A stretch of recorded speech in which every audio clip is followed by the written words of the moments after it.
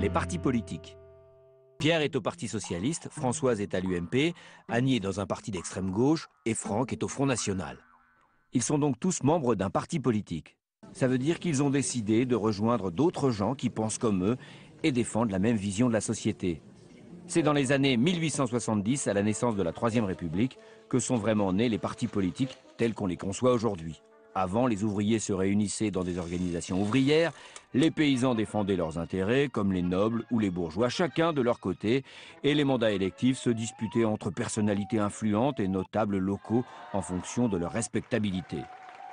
Aujourd'hui, Pierre, Françoise, Annie et Franck réfléchissent avec leurs amis ou leurs camarades de parti à tous les aspects de la vie en commun, l'économie, l'éducation, la famille, l'immigration, la politique étrangère, la sécurité.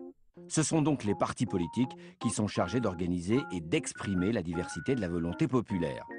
Ils doivent recueillir les besoins, les volontés, les aspirations de la population pour les transformer en propositions concrètes. Ces propositions sont élaborées par les responsables des partis, par les militants parfois aussi, et sont rassemblées dans des programmes lors des différentes élections. D'ailleurs, la Constitution de la Ve République, je vous en parle dans un autre épisode, le dit dans son article 4. Les partis politiques concourent à l'expression du suffrage.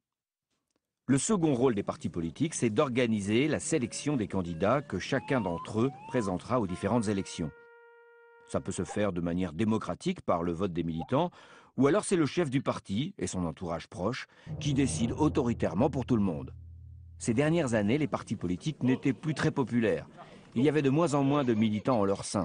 Une grande partie de la population estime qu'ils sont devenus des repères d'ambitieux qui vivent dans leur monde et qui veulent simplement accéder au pouvoir.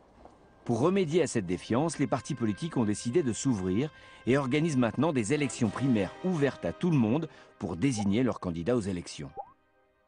Parce que les partis politiques sont utiles à la démocratie, ils sont financés par l'État proportionnellement à leurs résultats aux élections. Mais cela ne suffit pas et les militants sont mis à contribution. Pierre, Françoise, Annie et Franck et leurs amis militants sont pour la plupart des passionnés qui donnent beaucoup de leur temps pour convaincre leurs concitoyens et faire vivre la démocratie. Certains sont surtout ambitieux et rêvent d'atteindre le pouvoir. Parfois, ils peuvent être les deux. C'est généralement ceux-là que l'on retrouve députés, maires, ministres et bien sûr président de la République.